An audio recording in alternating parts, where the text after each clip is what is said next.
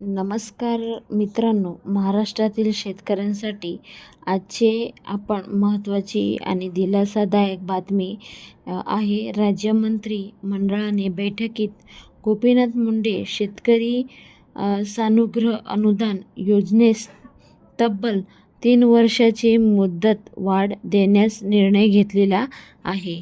या निर्णयामुळे आता या योजनेचे अंतर्गत पात्र लाभार्थींना पुढील 3 वर्षे ह्या योजनेचा लाभ मिळणार आहे.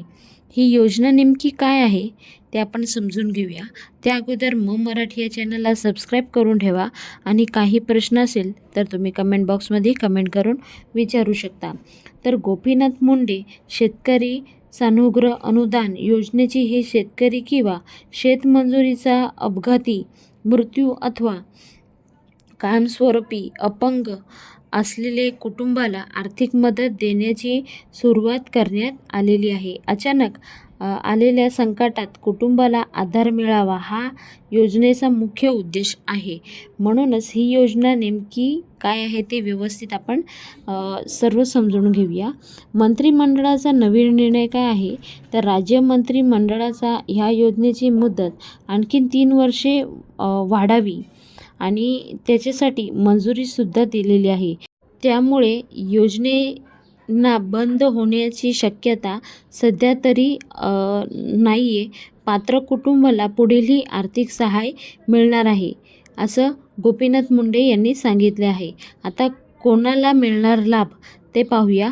पात्र शेतकरी व शेतमजूर कुटुंबांना अपघाती मृत्यू झाला असेल तशा शेतकऱ्यांना लाभ मिळणार. कायम स्वरूपी अपंगस्त जे शेतकरी आहे त्यांना लाभ मिळणार.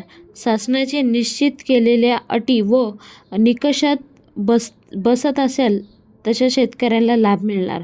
आता अर्ज कसा करायचा ते आपण समजून घेऊया. तर अपघाताची घटना घडल्यानंतर संबंधित तहसील कार्यालयावर कृषी विभाग किंवा संबंधित शासकीय कार्यालयावर आवश्यक कागदपत्रासह अर्ज सादर करावा.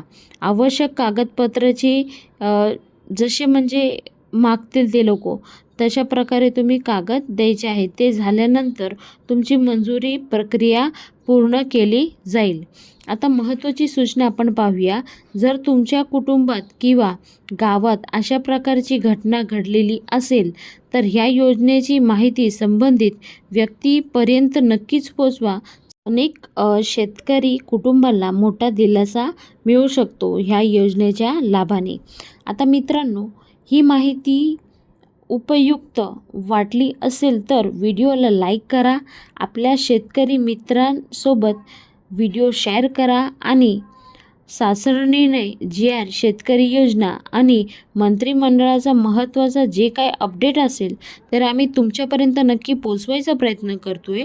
त्यासाठी मराठी या चॅनलला सबस्क्राईब करून ठेवा आणि ही व्हिडिओ खूप महत्त्वाची असल्यामुळे जास्तीत जास्त पुढे शेअर करा. पुन्हा भेटूया नवीन व्हिडिओ सांगते. तोपर्यंत बाय बाय. थँक्यू. जय हिंद.